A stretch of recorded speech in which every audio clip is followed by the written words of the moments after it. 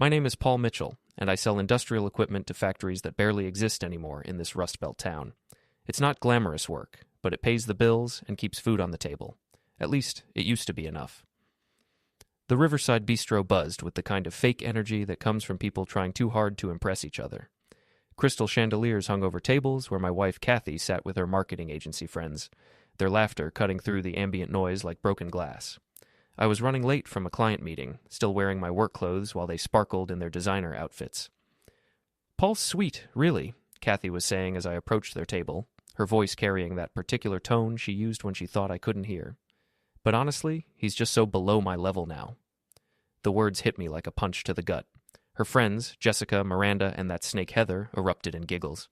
They hadn't noticed me yet, standing there in my rumpled shirt and work boots, holding the flowers I'd bought for our anniversary. "I mean, look at where I am in my career," Kathy continued, gesturing with her wine glass.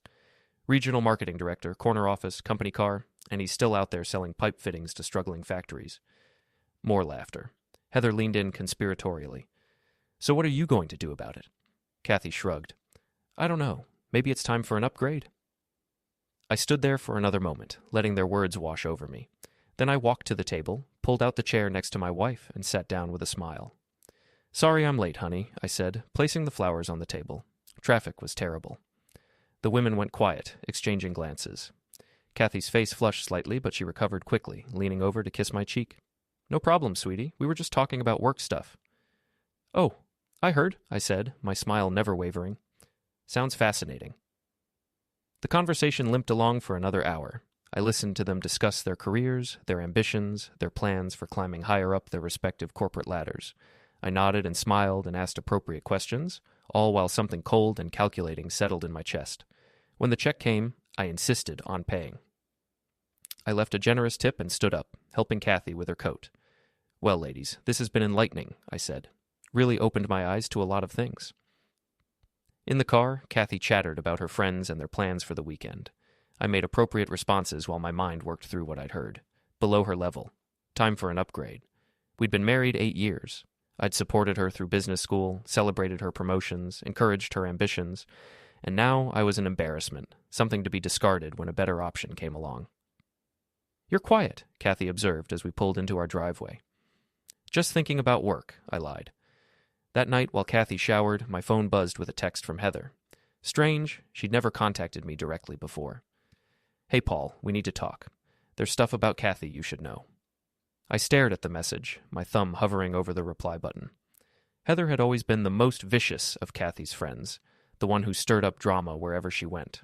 But she'd also been there tonight, laughing along with the rest of them. "What kind of stuff?" I typed back. "Not over text. Meet me tomorrow at Murphy's Bar on 5th Street. 7 p.m. Trust me, you'll want to hear this." Before we dive deeper into this story, I have one small request. Please subscribe, drop a like, comment, and hit that hype button to boost this channel so more people can discover these incredible Reddit stories. I deleted the conversation and went to bed, lying awake while Kathy slept peacefully beside me. Below her level. The phrase echoed in my head like a broken record. The next evening, I told Kathy I was meeting an old friend for drinks. She barely looked up from her laptop. "Have fun," she said absently. "I'll probably be working late anyway. Big presentation on Friday." Murphy's Bar was exactly the kind of place Kathy would never set foot in. Dim lighting, sticky floors, and the lingering smell of decades of cigarette smoke that no amount of cleaning could eliminate. Heather looked completely out of place in her tailored suit, perched on a bar stool like an exotic bird in a henhouse. "You came?" she said when I approached. "You said there was something I should know about my wife." Heather signaled the bartender for another drink. "There is. But first, let me ask you something. How much do you know about Kathy's work schedule?" "She's been putting in a lot of hours lately. Big client, new campaign." "Right." Heather pulled out her phone, scrolled through something, then showed me the screen. It was a photo from Instagram. Kathy and a man I didn't recognize sitting close together at what looked like an expensive restaurant. The timestamp showed it was from last Tuesday, when she told me she was working until 10. "Who is he?" "Chad Brennan. New hire at the agency, transferred in from Chicago about 6 months ago. Kathy's been showing him around town, helping him get settled." Heather's voice dripped with false innocence. Very hands-on mentoring, if you know what I mean. I studied the photo. Kathy was laughing at something Chad was saying, her hand resting on his arm. She was wearing the blue dress I'd bought her for her birthday. "Why are you showing me this?" Heather's expression hardened. Because I'm tired of watching her act like she's better than everyone else. Do you know she got the promotion that should have been mine? Went behind my back, told management I wasn't ready for more responsibility. So this was about revenge, not friendship. I could work with that. What else do you know? They've been seeing each other for about 2 months. Started right after the company retreat in Cleveland. She thinks she's being discreet, but Chad's not exactly subtle. He's been bragging to anyone who'll listen about his sophisticated older woman. The insult stung, even secondhand. Kathy was only 34, hardly ancient. I need proof, I said. Heather smiled, and for the first time since I'd known her, it looked genuine. I thought you might say that. The next few weeks passed in a blur of careful observation and growing anger. I became a student of my wife's deceptions, cataloging her lies with the same methodical attention I brought to my sales reports. Kathy had always been organized to the point of obsession. She kept detailed calendars, maintained color-coded filing systems, and never left anything to chance. It was one of the things I'd initially found attractive about her, the way she could impose order on chaos. Now, that same compulsiveness was working against her. I started small, checking the mileage on her car when she claimed to be working late at the office. The numbers didn't add up. On Tuesday, she'd supposedly spent the entire evening in meetings, but her car had accumulated 43 extra miles, exactly the round-trip distance to Chad's apartment complex across town. Her phone became a fortress of secrecy. Where she used to leave it lying around casually, now it never left her side. She'd changed her passcode from our anniversary date to something I couldn't guess, and she'd started taking it with her to the shower. But Kathy had made one crucial mistake. She'd forgotten about the old iPhone she kept in her desk drawer, the one she'd retired when the company upgraded everyone to newer models. I found it while she was at her yoga class. Another new habit that had started around the same time as her late nights at work. The phone still had her iCloud account logged in, syncing messages from her current device. I scrolled through weeks of conversations, my anger building with each exchange. "Can't wait to see you tonight," Chad had written the previous Thursday. "Me too. Paul thinks I'm at book club," she'd replied, followed by a string of emojis that made my stomach turn. There were photos too, nothing explicit, but intimate enough to leave no doubt about the nature of their relationship. Chad in what was clearly a hotel room, Kathy at restaurants I'd never been to, the two of them together at places around the city. I screenshotted everything, creating a digital dossier of my wife's betrayal. Then I put the phone back exactly where I'd found it and went to my workshop in the garage to think. The garage had always been my sanctuary, the one space in the house that was entirely mine. I'd set up a workbench along one wall with pegboards holding my tools in neat rows. In the corner sat my old punching bag, a relic from my brief attempt at boxing in my 20s. I spent a lot of time out there over the next few days, planning my next move. Kathy barely seemed to notice my absence. She was too busy with her own plans. "I have to go to Cincinnati next weekend," she announced over dinner on Wednesday. "Client presentation. I'll probably be gone Friday through Sunday." I nodded sympathetically. "That's rough. Want me to come with you? I could visit my cousin while you work." "No," she said quickly. "I mean, it'll be all business, boring stuff. You'd hate it. If you're sure, I'm sure." That night, I called Heather. "She's going away with him this weekend," I said without preamble. "I know. Chad's been talking about it for weeks. Some romantic getaway to a bed and breakfast in wine country." "Not Cincinnati?" "Definitely not Cincinnati." I was quiet for a moment, processing this latest lie. I want to catch them together. "Paul, I don't think that's a good idea. What if things get out of hand?" "They won't. I just need to see it for myself. Do you know where they're going?" Heather sighed. "Probably the Hillside Inn, about 2 hours north of here.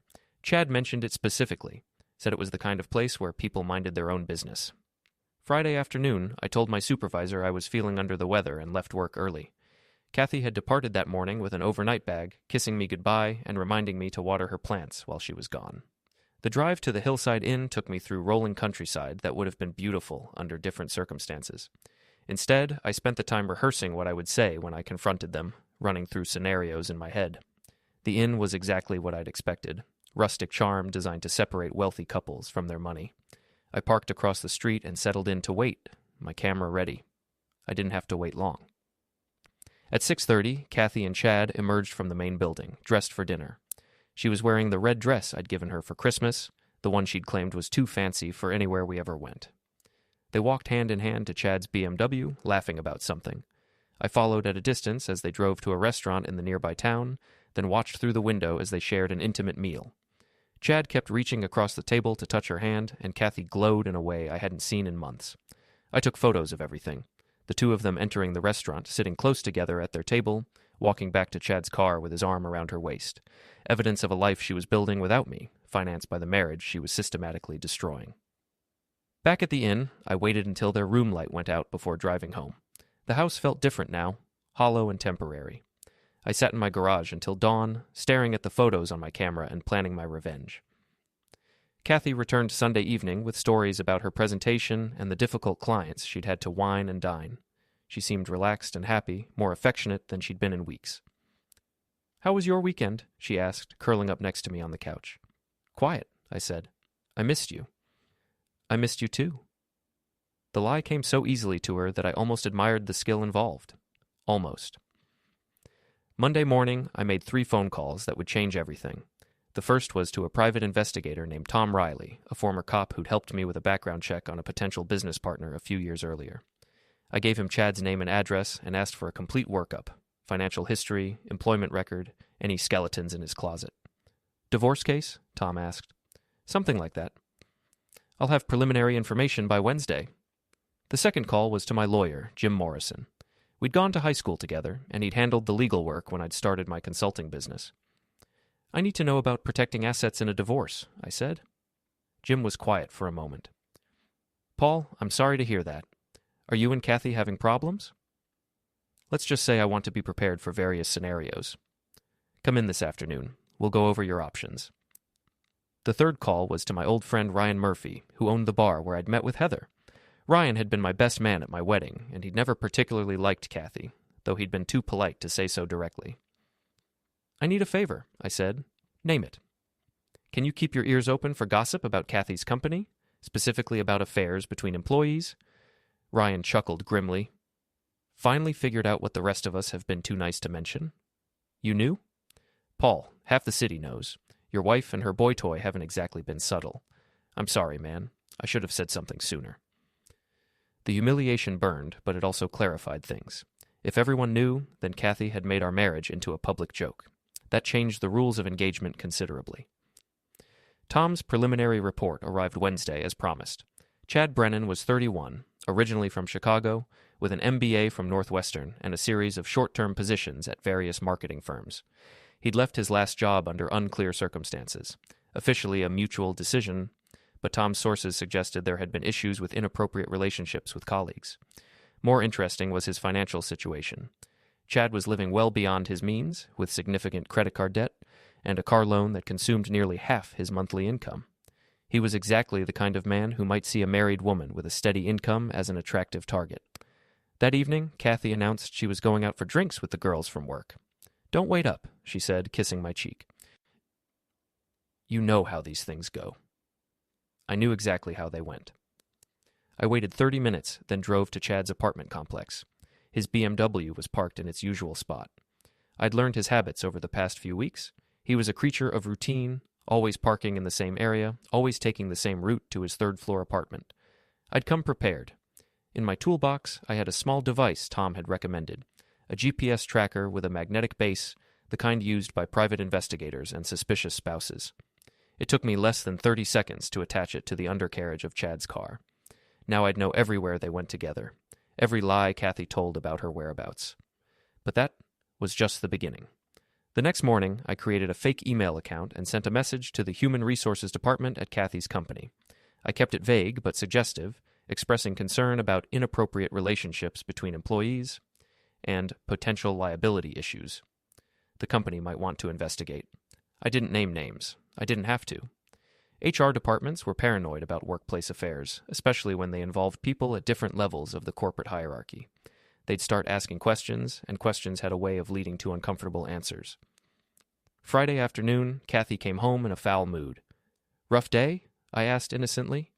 HR called me and Chad in for some ridiculous meeting about workplace conduct. Apparently someone made a complaint about employees socializing outside of work. That's strange. What kind of complaint? Who knows? Probably some jealous colleague upset about not being included in team-building activities. Kathy kicked off her heels and headed for the kitchen. The whole thing was insulting, like we're children who can't be trusted to maintain professional relationships. Professional relationships? The irony was almost too much to bear. "I'm sure it's nothing," I said. "These corporate things usually blow over quickly." "I hope so. The last thing I need is some busybody making my job more difficult." That weekend, Kathy was supposed to attend a work conference downtown. Instead, according to my GPS tracker, she and Chad drove to a resort about an hour away. They spent Saturday night there, returning separately on Sunday afternoon. I used the time to conduct a more thorough search of our house. In Kathy's home office, I found a credit card statement for an account I didn't know existed.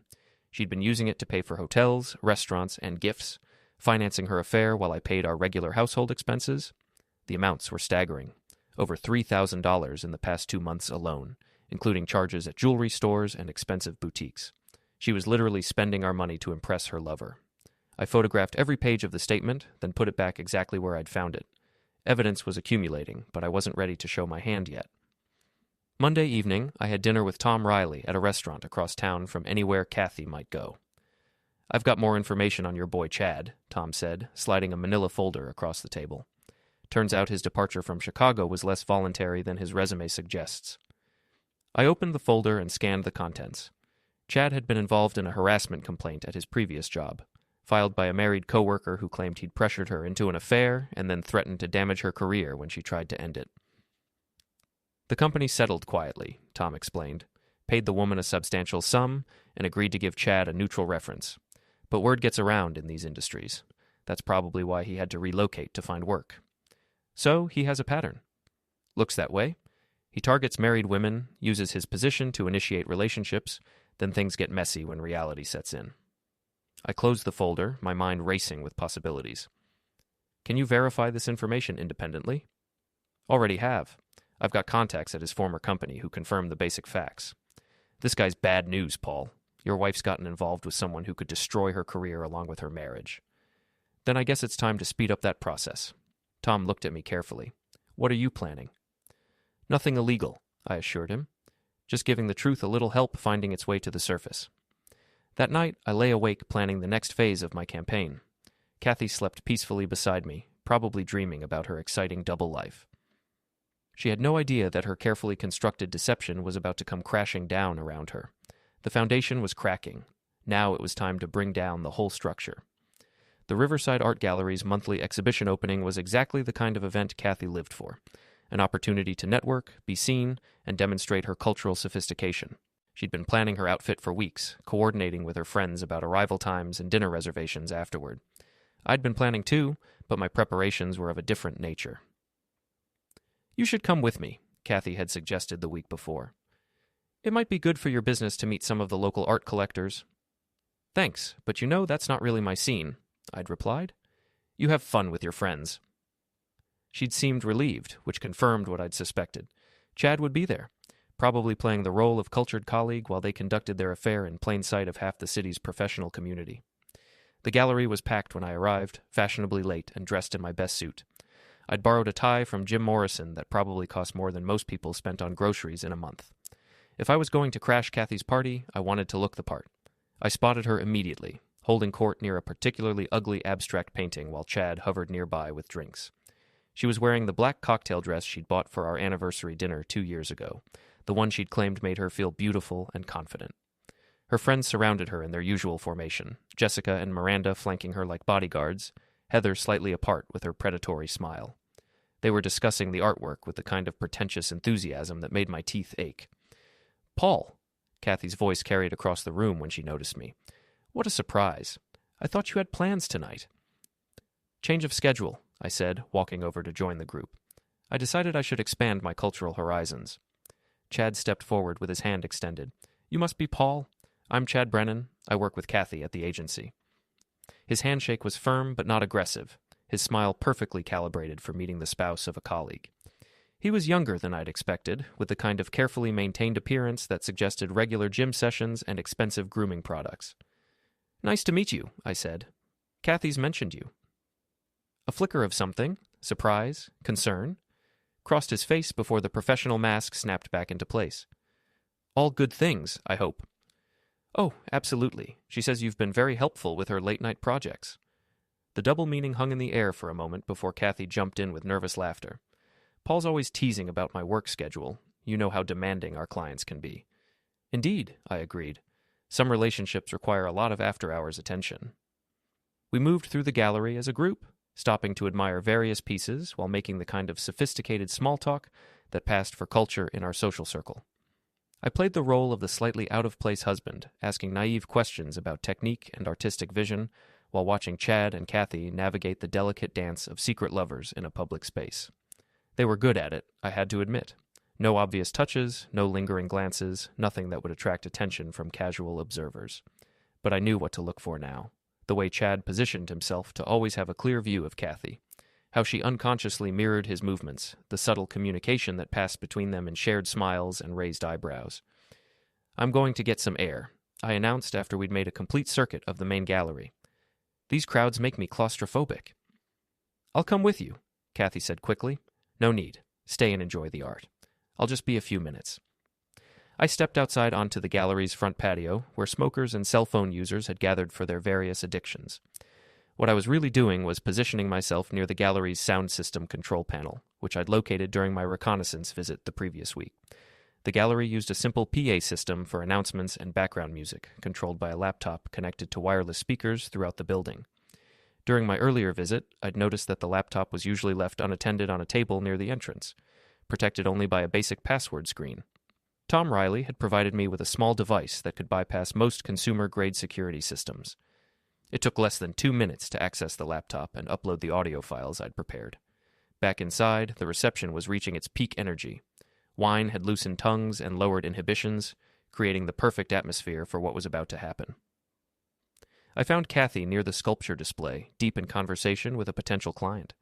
Chad was across the room, but his attention was clearly focused on her. "Excuse me, everyone," I said, raising my voice slightly. "I'd like to make a brief announcement."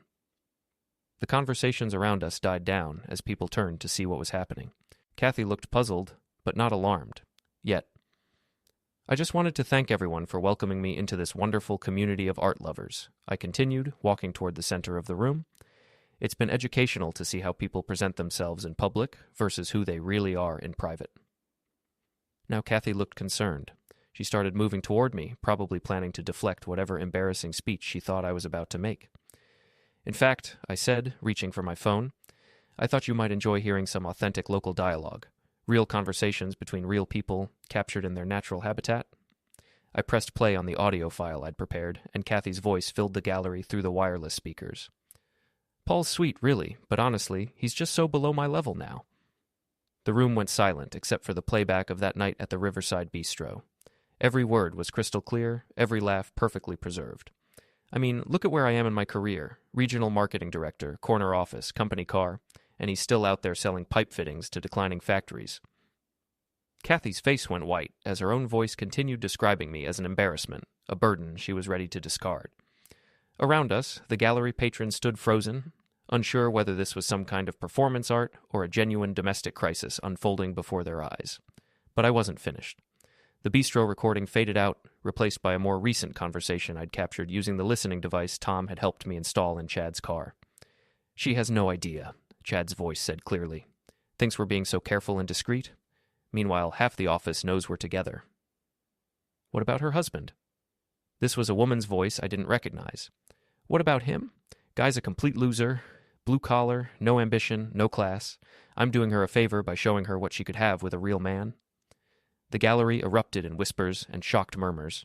Kathy was staring at me with an expression of pure horror, while Chad had gone pale and started backing toward the exit.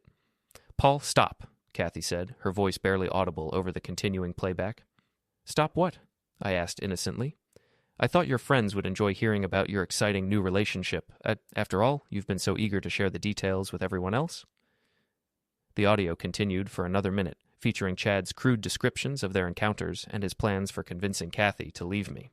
By the time it finished, the gallery had cleared out considerably, leaving only the core group of spectators too fascinated by the drama to leave. "You're insane," Chad said, finding his voice. "This is harassment. I'm calling the police." "Please do," I replied. "I'm sure they'd be very interested in hearing about your pattern of workplace harassment, especially given your history in Chicago." That stopped him cold. His face went from pale to green as he realized how much I knew. "That's right," I continued. "I know about Sarah Morrison and the settlement your former company paid to make her harassment complaint disappear. I know about the non-disclosure agreement that's supposed to keep you from repeating the same behavior at your new job. Oh, I looked around the remaining crowd, making eye contact with several people I recognized from Kathy's professional circle. I also know about the credit card statements, the hotel receipts, and the GPS tracking data that shows exactly where you've been spending your romantic weekends, all of it documented, all of it admissible in divorce court. Kathy finally found her voice. Paul, please, can we go home and talk about this privately? Privately, I laughed, but there was no humor in it. Like you and Chad have been talking privately for the past 3 months? Like you talked privately about how I'm beneath your level and need to be upgraded? I turned to address the room one final time. Ladies and gentlemen, thank you for your attention. I hope you've enjoyed this evening's entertainment. The featured presentation was titled Marriage and Betrayal, a Study in Modern Relationships. The artists are my wife Kathy and her colleague Chad, who have been collaborating on this piece for several months. I headed for the door, then paused and looked back. Oh, and Kathy? I'll be staying at Ryan's place for the next few days while I decide what to do with all this evidence. Your boyfriend might want to update his resume. Something tells me his current position won't be available much longer. The last thing I heard as I left was Chad trying to explain to someone that the whole thing was a misunderstanding, his voice cracking with panic. Outside in the parking lot, I sat in my truck for a few minutes, letting the adrenaline subside. My phone was already buzzing with text messages, but I ignored them. There would be time for conversations later. For now, I just wanted to savor the moment. After months of being treated like a fool, I'd finally shown everyone exactly who the real fools were. The war was far from over, but I'd won the first major battle, and it felt incredible. The fallout from the gallery incident spread through our social and professional circles like wildfire. By Monday morning, everyone in Kathy's company knew about the affair, and Chad's position had become untenable. He was placed on administrative leave pending an investigation into workplace conduct violations. I spent the weekend at Ryan's bar, fielding calls from lawyers, friends, and curious acquaintances who'd heard various versions of what had happened. The story grew more dramatic with each retelling, but the core facts remained unchanged. My wife had been exposed as an adulterer, and her lover had been revealed as a serial predator. You really went nuclear on them, Ryan observed Sunday night as we closed up the bar. No going back from something like that. There was no going back anyway, I replied. They made sure of that when they decided to make me a public joke. Monday morning, I met with Jim Morrison to discuss divorce proceedings. He'd already drawn up preliminary papers based on the evidence I'd gathered.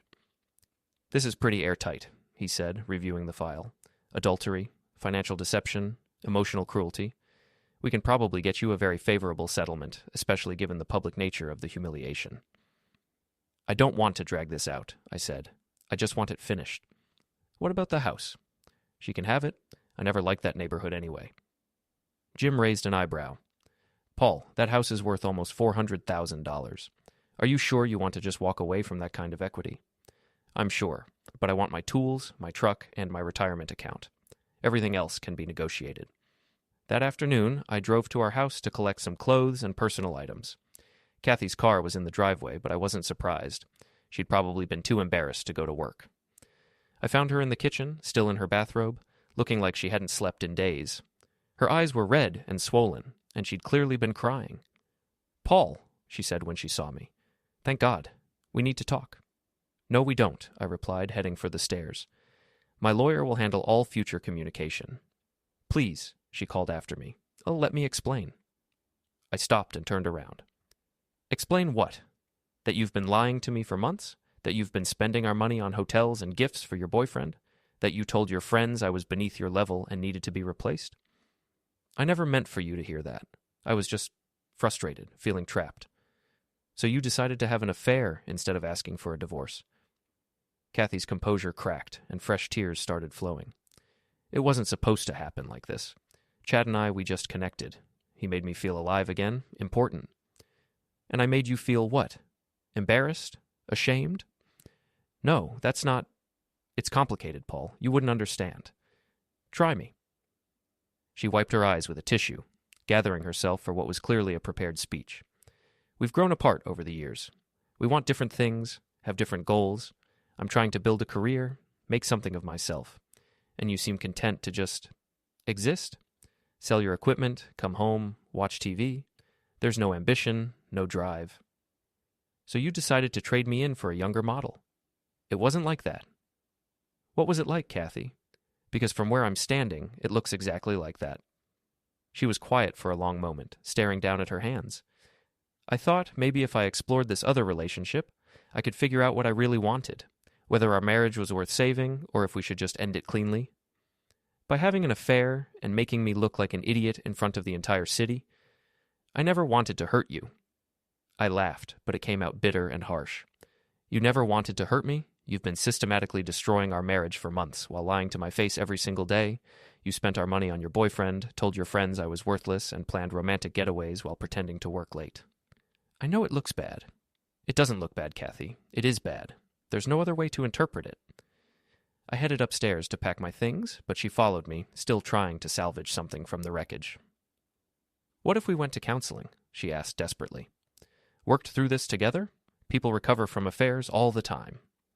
I pulled clothes from my dresser, stuffing them into a duffel bag without looking at her. Some affairs, maybe, but not this kind. You didn't just cheat on me, Kathy.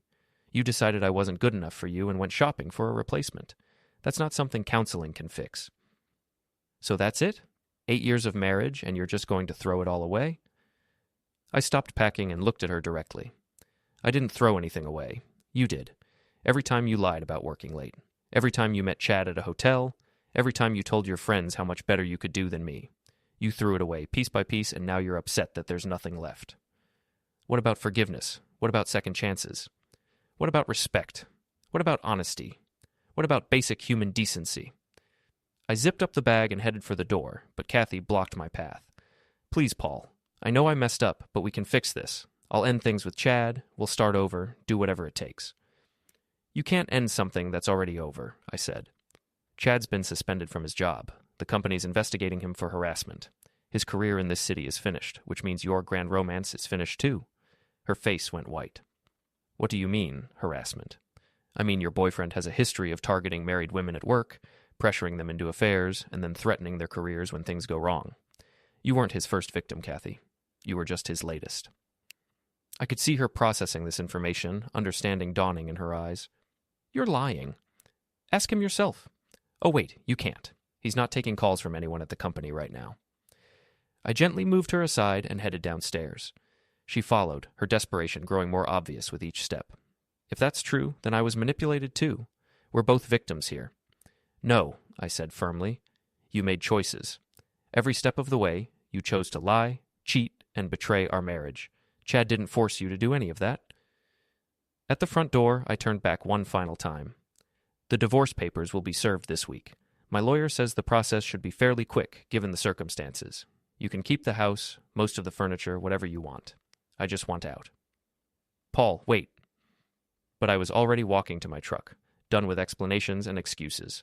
Behind me, I could hear Kathy calling my name, but I didn't look back. 3 months later, I was living in a small apartment across town, officially divorced and starting over at 36. The settlement had been exactly what Jim had predicted. Favorable to me, but I'd taken only what I needed to begin again. Kathy had tried to rebuild her career, but the scandal had followed her. She'd eventually taken a position with a smaller firm at a significant reduction in pay and responsibility. Chad had moved back to Chicago, his reputation in our city permanently damaged.